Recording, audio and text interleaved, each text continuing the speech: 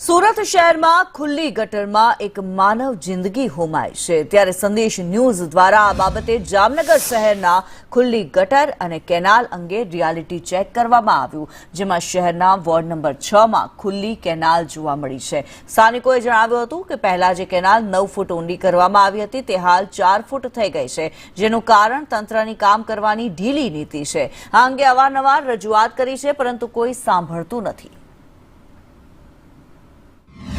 અને આમાં હાલતા ચાલતા અકસ્માત થાય છે, વરસાદ પાણીનું આખું એક થઈ જાય છે, કોઈ ધ્યાન દેવા વાળું છે નહીં। અમારે આ છોકરા પડી જાય, નાના નાના છોકરા અમારા અહીંયા રખડે છે, રમતા હોય છે। મચ્છર તો તમે જો તો બહુ જ અતિશ છે, આમ અત્યારે જો તો બધા ઉડતા જ હશે। પછી કોઈ વ્યક્તિ આમાં સારી રીતે સફાઈ નથી કરાવતું અને 9.5 ફૂટની ઊંડાઈ હતી, અત્યારે 2.5 ફૂટ ઊંડાઈ થઈ ગઈ છે। કચરો ગટર બની ગઈ, કેનાલ નથી। હવે આ પ્રી મોન્સૂનની કાર્યવાહી લોટ પાણીને લાકડા જેવી થાય છે। હવે અત્યારે આ લોકો સફાઈ કરતા નથી અને કચરાનો કાપ બધો ઢસડાઈને ઉદ્યોગમાંથી અહીંયા આવીને કેનાલ બંધ થઈ ગઈ છે। કાંઈ હોવી જોઈએ એવી રીતનું લાગવું જોઈએ અને અમે સારી રીતે જીવી એવું કંઈક કરી દો અમને બસ।